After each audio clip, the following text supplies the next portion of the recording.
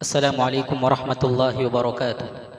अल्हम्दुलिल्लाहि रब्बिल आलमीन वस्सलातु वस्सलाम अला सय्यिदिल मुखलिसीन व अला आलिहि व अस्हाबिहि अहलिस सराइरिस साफियात अम्मा बअद।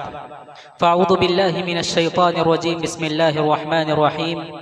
वल्लज़ीना यक्निज़ूना अज़्ज़हब वल फ़िद्दा व ला युनफ़िक़ूनहा फ़ी सबीलिल्लाहि फ़बश्शिरहुम बिअज़ाबिन अलीम यौम युहमा अलैहा फ़ी नारि जहन्नम फ़तुक्वा बिहा जिबाहुहुम व जुनूबुहुम व ज़ुहूरुहुम हाज़ा मा कनज़्तुम लिअन्फ़ुसिकुम फ़ज़ूक़ू मा कुन्तुम तकनिज़ून।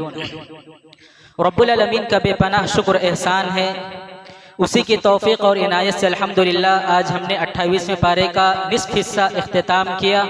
उसके बाद 29वें पारे का निस्फ़ हिस्सा इख्तिताम किया। रब्बुल आलमीन से दुआ करते हैं कि अल्लाह ताला हमारे कुरान सुनने सुनाने, कुरान पढ़ने पढ़ाने को कबूल फ़रमाए। अल्लाह रब्बुल आलमीन हमारी इबादतों को कबूल फ़रमाए। अल्लाह रब्बुल आलमीन हमारे रोज़ों को कबूल फ़रमाए। अल्लाह रब्बुल आलमीन हमारे दुआओं को कबूल फ़रमाए।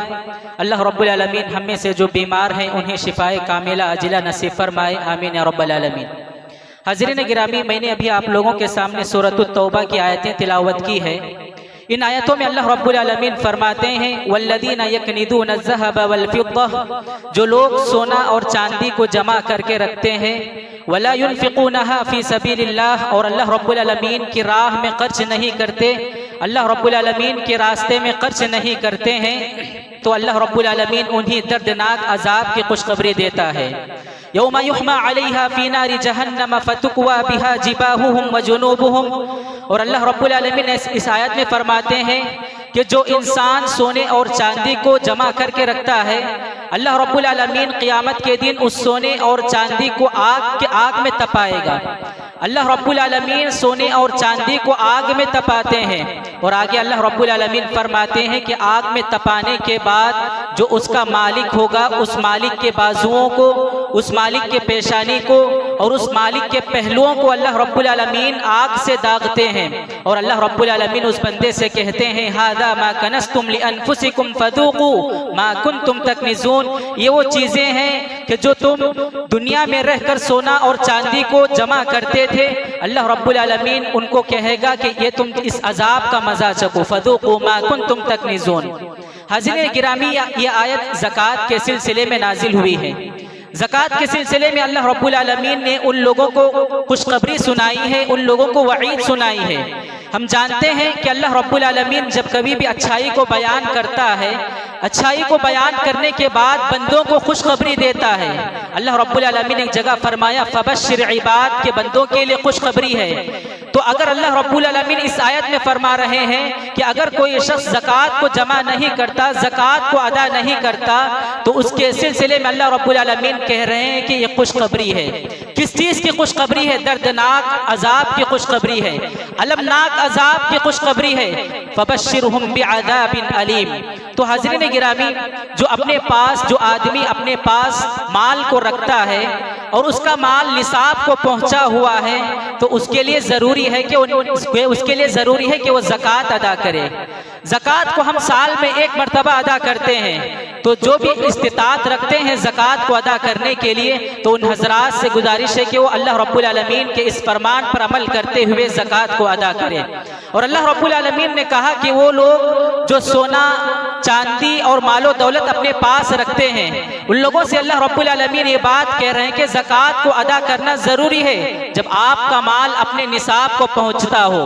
अगर कोई शख्स ज़कात को अदा नहीं करता है, अगर कोई शख्स ज़कात को अल्लाह रब्बुल आलमीन के रास्ते में खर्च नहीं करता है, तो अल्लाह रब्बुल आलमीन उन लोगों के लिए जो वईद सुनाई है, वो वईद जहन्नम के अजाब की वईद है।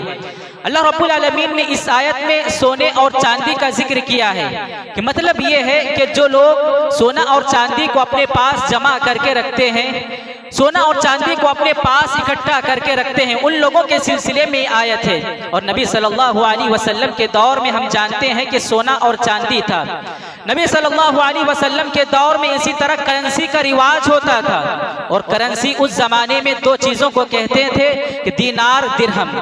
और हम जानते हैं कि दीनार ये सोने का हुआ करता है और दिरहम ये चांदी का हुआ करता है।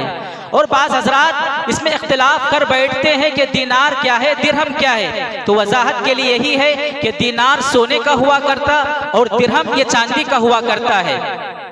ज़कात निकालना हर साहिबे माल के लिए बहुत ज़रूरी होता है। नबी सल्लल्लाहु अलैहि वसल्लम के ज़माने में उसका निसाब क्या था? नबी सल्लल्लाहु अलैहि वसल्लम के ज़माने में उसका निसाब ये था कि अगर किसी शख्स के पास सोना होता तो अपने सोने को 20 दिनार में जमा करता, 20 दिनार वो शख्स ज़कात अदा करता। और अगर किसी शख्स के पास चांदी हुआ करती तो वो चांदी उसके पास 200 दिरहम रहना है, उसके बाद ही वो ज़कात अदा करना है। यानी अगर आज के माहौल के हिसाब से हम देखें, आज के मुआशरे के अगर हिसाब से हम देखें तो 20 दिनार, इसका मतलब ये होता है कि अगर आदमी के पास 80 पर 5 ग्राम सोना होता है तो अगर 80 पर 5 ग्राम सोना होता तो उस शख्स को चाहिए कि वो ज़कात अदा करे। 80 पर 4 ग्राम नहीं, 80 पर 5 ग्राम सोना होना है। इसी तरह जो नबी सल्लल्लाहु अलैहि वसल्लम के ज़माने में अगर चांदी अगर किसी के पास होती तो 200 दिरहम होना है। 200 दिरहम का मतलब ये है कि 590 पर 5 ग्राम चांदी होना है, उसके बाद ही वो शख्स ज़कात अदा कर सकता है। शर्त ये है कि उसका माल 1 साल के अरसे को पहुंच चुका हो, 1 साल के अरसे को वो माल पहुंच चुका हो, उसके बाद ही वो ज़कात अदा करना है। इसी तरह ज़कात कितना निकालना है तो इसके बारे में उलमा इकराम कहते हैं कि अगर किसी के पास 100 ग्राम सोना है तो उसके लिए ज़रूरी है कि वो 2.5 ग्राम सोना निकाले, 2.5 ग्राम ज़कात निकाले। अगर किसी के पास 600 ग्राम चांदी है तो उन लोगों को चाहिए कि हर 100 ग्राम में से 2.5 ग्राम निकालना है, हर 100 ग्राम में से 2.5 ग्राम आप लोगों को ज़कात निकालना है। अगर किसी के पास 600 ग्राम चांदी है तो हर 100 ग्राम में से 2.5 ग्राम चांदी को निकालना है। इसी तरह 2.5 ग्राम के निकालने का मतलब ये होता है कि 600 ग्राम के बाद 600 ग्राम जो है उसमें 15 ग्राम आप लोगों को चांदी निकालना होता है। यानी इन आयतों में अल्लाह रब्बुल आलमीन ने हम और आपको ज़कात निकालने पर उभारा है कि ये गरीबों का हक है, ज़कात ये गरीबों का हक है, ज़कात ये मोहताजों का हक है, ज़कात ये मिस्कीनों का हक है, ज़कात ये गरीबों का हक है, लाचारों का हक है, मजबूरों का हक है। तो हम और आपके लिए ज़रूरी है कि अगर कोई शख्स अपने पास इस्तिताअत का माल रखते हैं तो उन लोगों को चाहिए कि ज़कात को अदा करें।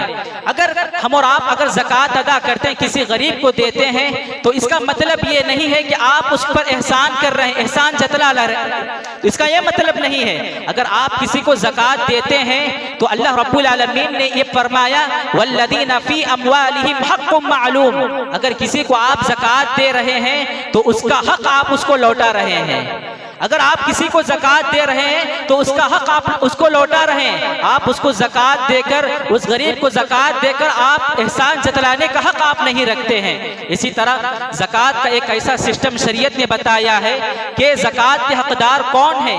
अल्लाह रब्बुल आलमीन ने कुरान मजीद में फरमाया इन्नमस्सदक़ातु लिलफ़ुक़राइ वल-मसाकीन वल-आमिलीन अलैहा वल-मुअल्लफ़ति क़ुलूबुहुम व फ़िर रिक़ाबि वल-ग़ारिमीन व फ़ी सबीलिल्लाहि व इब्निस सबील फ़रीज़तम मिन अल्लाह। इसी तरह हम और आप जानते हैं कि अगर हम मुआशरे का जायजा लें तो हम ये बात कह सकते हैं, ये दावे के साथ मैं आप लोगों के सामने ये बात कहता हूँ कि अगर उम्मते मुस्लिमा के जो मालदार होते हैं, अगर उन मालदारों का एक बड़ा तबका उम्मते मुस्लिमा के सामने आए और गरीबों को अगर ज़कात दे, आप अपनी 100% ज़कात लगाकर देंगे, कमा हक़्क़हू, अगर आप ज़कात लगाकर देंगे तो कोई बईद नहीं कि हमारे मुस्लिम मुआशरे में कोई गरीब नहीं रहेगा, हमारे मुस्लिम मुआशरे में कोई भी गरीब नहीं होगा अगर आप उम्मते मुस्लिमा के सामने आकर अपनी ज़कात को अदा करेंगे।